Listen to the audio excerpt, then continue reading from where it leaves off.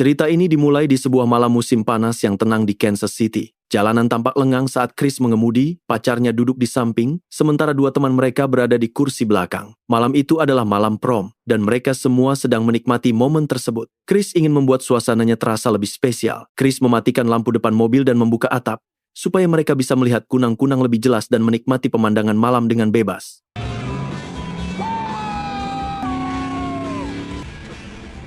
Tapi ide itu justru membuat suasana berubah. Teman-temannya mulai merasa tidak nyaman dan menganggap itu terlalu berbahaya. Salah satu dari mereka meminta Chris menyalakan lampu lagi. Pacarnya juga mulai panik dan memohon hal yang sama. Akhirnya Chris menuruti, tapi semuanya sudah terlambat. Dalam sekejap, mobil mereka menabrak mesin panen yang mogok di jalan.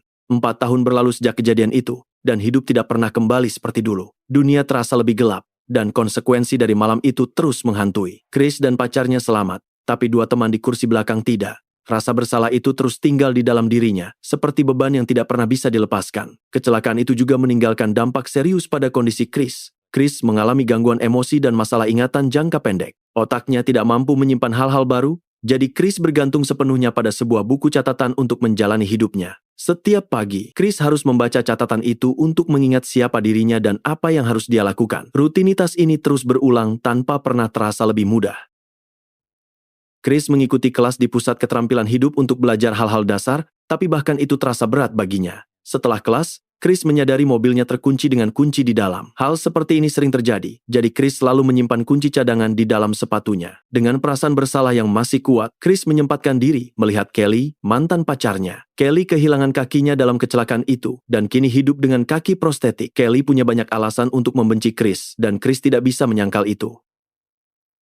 Setelahnya, Chris mengecek jadwalnya dan ingat bahwa Chris punya janji dengan Janet. Pertemuan itu dimulai dengan canggung ketika Chris memeluk Janet terlalu lama, membuatnya tidak nyaman. Chris bertanya soal kehidupan Janet, tapi cara Chris berbicara mulai terasa tidak tepat. Chris sempat melontarkan komentar yang tidak pantas, dan Janet langsung menghentikannya dengan tegas. Janet menganggap perilaku Chris dipengaruhi oleh cedera otaknya yang membuatnya sulit mengontrol diri. Meski begitu, Chris masih mencoba menggoda, sampai akhirnya Janet mengingatkan bahwa dia ada di sana untuk bekerja. Saat ditanya apa yang sebenarnya dia inginkan, Chris terdiam sejenak, lalu dengan nada berat berkata bahwa dia hanya ingin kembali menjadi dirinya yang dulu.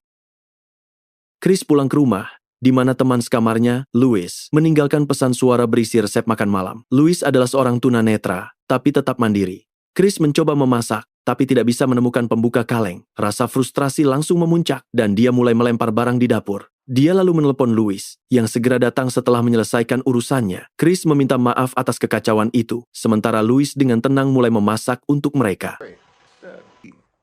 Saat memasak, Louis menanyakan soal sekolah Chris. Chris bercerita bahwa Chris diminta menulis esai tentang rutinitas harian, tapi Chris tidak tahu harus menulis apa selain aku bangun. Louis menyarankan agar Chris menganggapnya seperti cerita. Chris masih kesulitan, jadi Louis meminta Chris mencoba menceritakan dongeng anak-anak dari bagian akhir. Anehnya, Chris bisa melakukannya dengan lancar. Dari situ, Louis menyimpulkan bahwa Chris sebenarnya tidak kehilangan kemampuan berpikirnya, hanya urutannya saja yang bermasalah.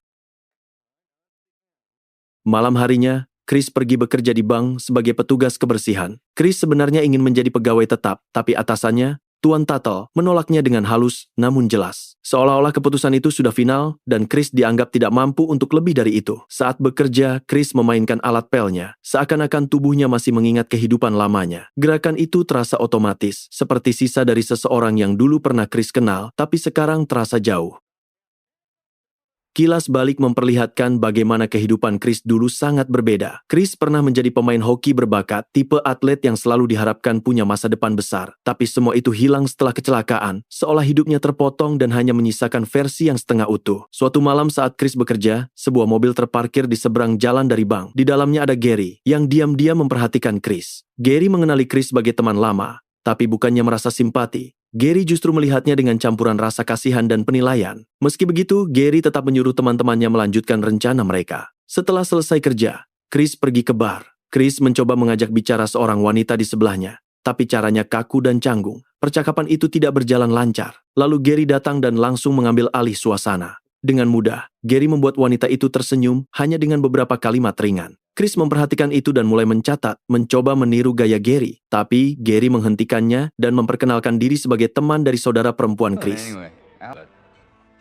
Saat bartender mencoba mengambil keuntungan dengan mengurangi uang kembalian Chris, Gary langsung turun tangan dan memaksa bartender itu mengembalikannya.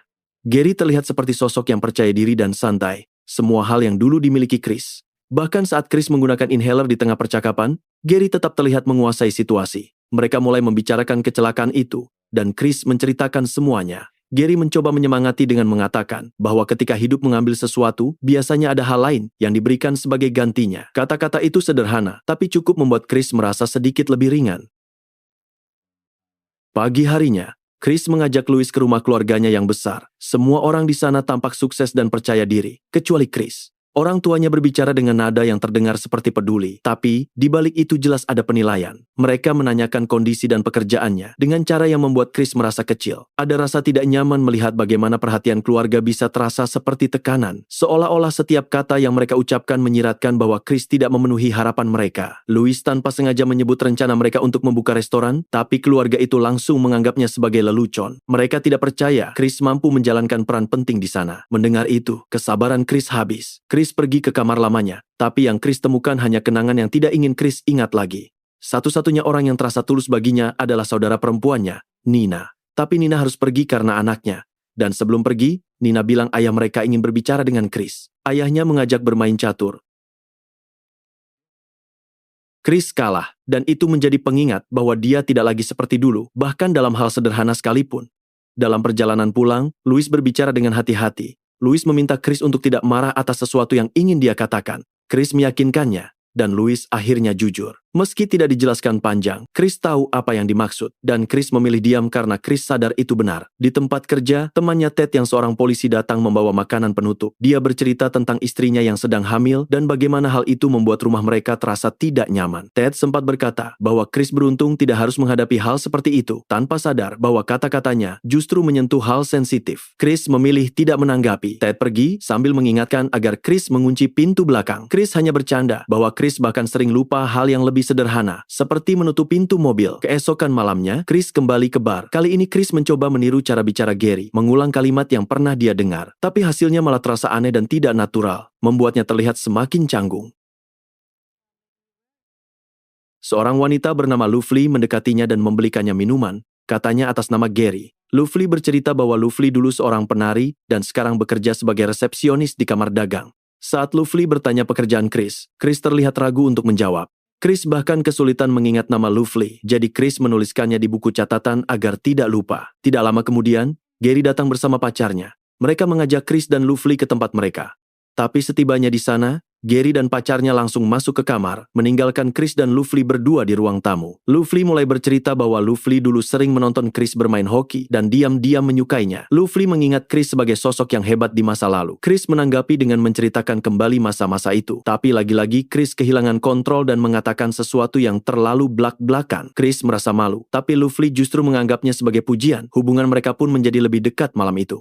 Setelah itu, Gary mengantar Chris pulang. Gary sempat bertanya bagaimana reaksi ayah Chris jika melihat tempat tinggalnya sekarang. Chris menjawab bahwa ayahnya bahkan belum pernah datang ke sana. Sebelum pergi, Gary mengundang Chris untuk datang ke acara Thanksgiving bersama mereka. Sesampainya di rumah, Chris tidak bisa menyembunyikan keadaannya dari Louis. Louis langsung mencium bau alkohol dan parfum, lalu menyadari apa yang terjadi. Bukannya menghakimi, Louis justru senang melihat temannya menikmati malam. Chris menceritakan semuanya tentang Lovely. Tapi Louis merasa ada yang aneh, bahkan dari namanya. Chris menjelaskan bahwa itu hanya nama panggung, karena Lovely dulu seorang penari. Saat Chris menceritakan bagaimana mereka bertemu, Louis mulai memperhatikan satu hal. Nama Gary belum pernah Louis dengar sebelumnya. Meski Louis tetap memberi selamat pada Chris, dalam hatinya ada perasaan bahwa ada sesuatu yang tidak beres dari semua ini, meskipun Louis sendiri belum bisa menjelaskan apa. Beberapa hari kemudian, Chris pergi menemui Gary dan Lovely di sebuah rumah pertanian. Tempatnya terlihat cukup terpencil, dan saat Chris bertanya siapa pemiliknya, mereka hanya memberi jawaban yang tidak jelas. Dari awal saja, suasananya sudah terasa agak janggal. Gary kemudian memperkenalkan Chris ke teman-temannya yang lain. Obrolan mengalir santai, semuanya terasa seperti pertemuan biasa. Tapi suasana itu berubah saat seorang pria tua dengan alat bantu jalan tiba-tiba muncul dan bertanya-tanya tentang keberadaan mereka. Gary langsung menyuruh pamannya, Bonnie, untuk menangani situasi itu. Mereka bilang rumah itu milik kenalan, tapi bahkan Chris bisa melihat ada sesuatu yang tidak masuk akal. Malam semakin larut. Chris terbangun dan mendengar pacar Gary berbicara dengan anaknya di telepon, mengatakan bahwa pacar Gary sedang bekerja. Rasa penasaran membuat Chris turun ke ruang bawah tanah, dan di sanalah semuanya mulai terbuka. Di dinding, terpampang foto-foto bank, denah bangunan, jadwal, detail keamanan, bahkan ada foto dirinya juga. Gary kemudian menjelaskan bahwa mereka sedang merencanakan perampokan sebuah bank kecil yang diperkirakan menyimpan banyak uang karena musim panen. Chris langsung mempertanyakan hal itu. Menurutnya, mereka seperti mencuri dari para petani. Tapi Gary dengan mudah memutar penjelasan, mengatakan bahwa uang itu sebenarnya milik perusahaan besar yang mengambil keuntungan dari para petani. Cara Gary berbicara membuat semuanya terdengar seolah benar, seolah-olah mereka tidak sedang melakukan sesuatu yang salah. Chris melihat fotonya sendiri di antara semua rencana itu, dan mulai sadar bahwa Chris sudah lama dijadikan bagian dari rencana mereka. Gary mencoba menjelaskan dengan nada santai, seolah itu hal yang wajar. Gary kemudian mulai berbicara panjang tentang bagaimana dunia berjalan, tentang uang dan kekuasaan, dan bagaimana orang seperti ayah Chris tidak akan benar-benar membantu tanpa syarat. Chris masih percaya bahwa ayahnya akan membantu jika diminta, jadi Gary menyuruhnya mencoba meminta $10.000. Chris tidak langsung menjawab. Chris terlihat bingung, tidak tahu harus berkata apa. Saat hendak pergi, Lovely menghentikannya. Mereka menghabiskan malam bersama, dan keesokan harinya saat Chris pergi, Gary dan Lovely diam-diam memperhatikannya dari jendela. Jelas bahwa Chris sudah menjadi bagian dari rencana mereka, entah Chris sadar sepenuhnya atau tidak. Sementara itu, Chris dan Louis mencoba langkah lain dalam hidup mereka. Mereka bertemu penasihat keuangan untuk membahas rencana membuka restoran. Mereka menjelaskan konsep dan perhitungan mereka, tapi respon yang didapat tidak sesuai harapan. Penasihat itu merasa rencana mereka terlalu lemah, dari estimasi biaya yang tidak realistis sampai konsep menu yang dianggap tidak masuk akal. Louis masih mencoba melihat sisi positif, tapi Chris mulai kehilangan keyakinan. Di sisi lain, Chris diam-diam masih sering melihat Kelly dari jauh, tanpa berani benar-benar berbicara dengannya. Hari-hari berikutnya terasa makin berat. Chris jadi lebih mudah marah, tapi suatu hari, sebuah jaket datang untuknya, lengkap dengan catatan dari Lovely yang mengatakan bahwa jaket itu mengingatkannya pada Chris. Hal kecil itu cukup membuatnya merasa diperhatikan. Malamnya, Chris akhirnya menelpon ayahnya. Chris mencoba terdengar tenang saat meminta $10.000 dengan alasan ingin membuka usaha kecil. Ayahnya langsung menolak. Chris mencoba menurunkan permintaan menjadi $1.000, tapi tetap ditolak. Bahkan ayahnya malah bertanya apakah Chris sedang dalam masalah dan menyuruhnya pulang. Jawaban itu membuat Chris merasa seperti sedang memohon, bukan meminta bantuan. Dengan emosi yang sudah memuncak, dia menolak dan menutup telepon. Di titik itu, Chris membuat keputusan besar. Chris memilih ikut dalam rencana perampokan. Baginya, itu terasa seperti satu-satunya jalan yang tersisa, satu-satunya cara untuk maju tanpa harus kembali ke keluarganya dan mengakui kegagalan. Chris mulai membantu geng itu. Chris memberikan informasi yang mereka butuhkan, bahkan mengambil foto brankas untuk membantu perencanaan. Gary memberinya tugas khusus, yaitu memastikan temannya, Ted, tidak muncul saat perampokan berlangsung, karena jadwal Ted sulit diprediksi. Sementara itu, Lovely mulai sering menginap di tempat Chris. Suatu malam, saat Chris tertidur, Lovely bangun dan pergi ke dapur untuk mencari makanan. Di sana, Lovely bertemu Louis yang ternyata sudah bangun. Louis memanfaatkan momen itu untuk berbicara dengannya. Louis mempertanyakan niat Lovely karena dia tidak percaya hubungan itu benar-benar tulus. Louis kemudian menceritakan masa lalunya, bagaimana Louis pernah terjerumus dalam lingkungan buruk dan tanpa sadar meracuni dirinya sendiri saat membuat meth, yang akhirnya membuatnya kehilangan penglihatan. Louis mengatakan bahwa Louis tidak ingin Chris jatuh ke dalam kesalahan yang sama, tapi Lovely justru tersinggung. Lovely bersikap defensif dan bersikeras bahwa Lovely benar-benar mencintai Chris. Percakapan mereka semakin memanas. Chris yang mendengar semuanya hanya terdiam. Chris tidak lagi yakin harus percaya siapa atau apa yang sebenarnya sedang terjadi di sekitarnya.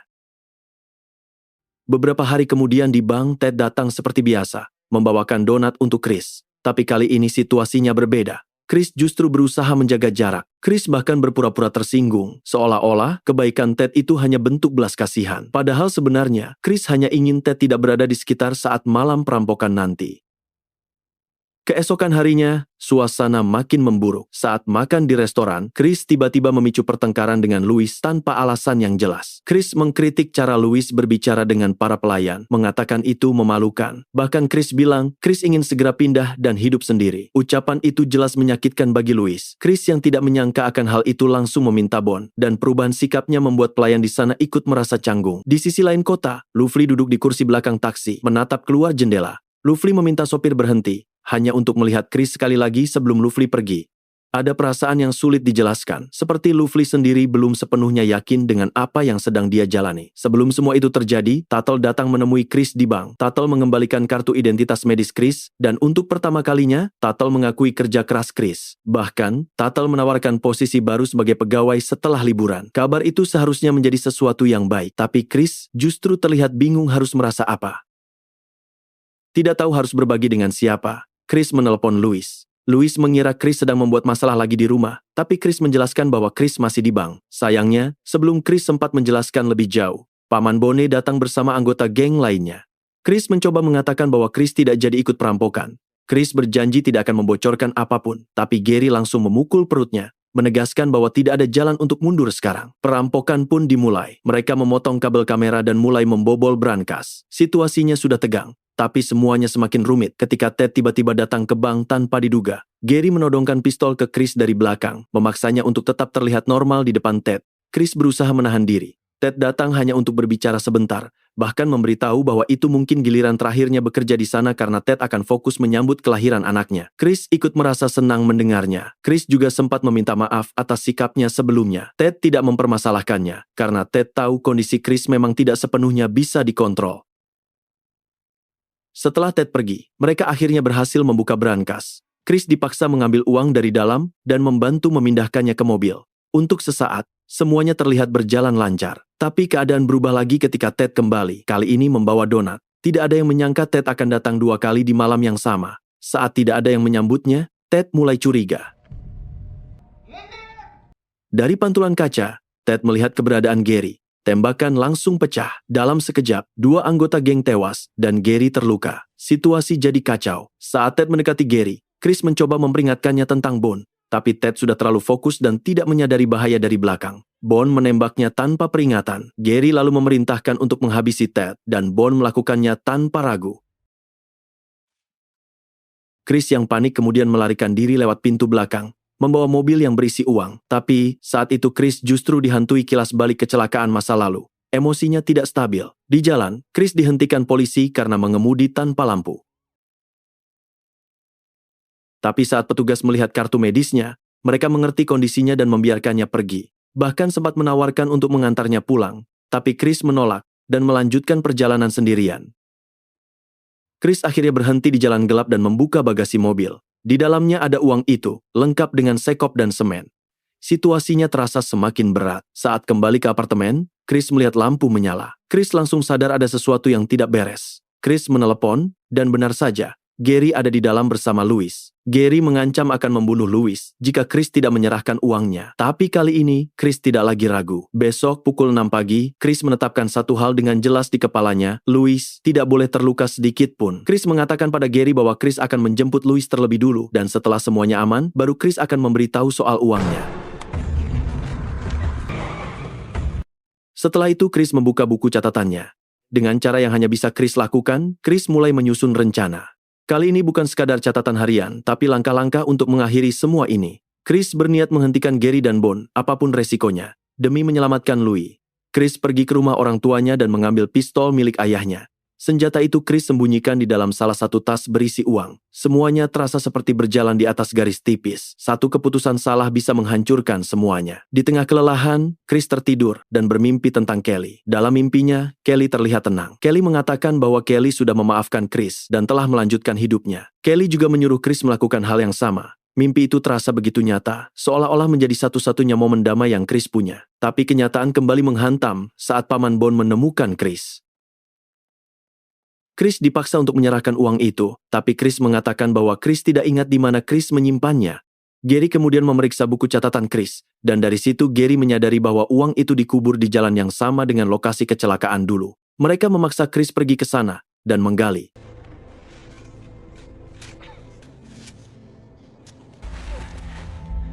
Saat Chris melihat tali sepatu di tas yang berisi senapan, ingatannya tentang rencana yang dia buat mulai kembali. Itu momen yang Chris tunggu. Bone mengambil salah satu tas dan menyuruh Chris membawa yang lain.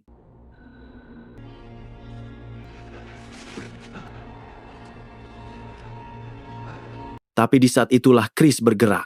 Chris mendekat dari belakang dan menembak Bone sampai terjatuh. Untuk pertama kalinya, Chris benar-benar melawan, dan itu menyelamatkan nyawa Louis. Gary tidak bisa banyak melakukan perlawanan. Luka tembak sebelumnya membuatnya lemah, dan kondisinya semakin memburuk karena kehilangan darah. Chris bahkan menghalangi Gary untuk mengambil inhaler yang bisa membantunya bertahan. Setelah semuanya berakhir, Chris memilih jalan yang berbeda. Chris menyerahkan uang itu kepada pihak berwenang dan mengakui seluruh keterlibatannya, menjelaskan semuanya secara rinci. Awalnya, FBI meragukan ceritanya. Sulit dipercaya seseorang dengan kondisi seperti Chris bisa menjalani semua itu. Tapi kemudian terungkap bahwa Gary tanpa sengaja memotong kabel telepon, bukan kabel kamera. Dari situ terlihat jelas bahwa Chris sebenarnya berada di bawah tekanan dan dipaksa terlibat. Dengan bantuan kepercayaan dari Tuan Tuttle, Chris mendapatkan pinjaman. Dari sana dia akhirnya membuka restoran bersama Louis, mewujudkan rencana yang dulu sempat diremehkan. Perlahan, hidupnya mulai membaik. Chris menunjukkan perkembangan di kelasnya, dan yang dulu meragukannya kini justru datang sebagai pelanggan, termasuk ayahnya sendiri dan Tuan Tuttle. Chris juga mulai kembali melakukan hal-hal yang dulu dia sukai, seperti bermain skateboard. Di dalam hatinya, Chris masih menyimpan harapan bahwa suatu hari nanti Kelly benar-benar akan memaafkannya. Dan saat hari itu datang, Chris ingin siap untuk menemuinya. Bukan sebagai orang yang sama seperti dulu, tapi sebagai seseorang yang sudah berubah. Pada akhirnya, Chris menyadari bahwa penebusan bukan berarti menghapus masa lalu, tapi tentang bagaimana dia bisa hidup dengan semua kesalahan itu, sambil mencoba menjadi orang yang lebih baik.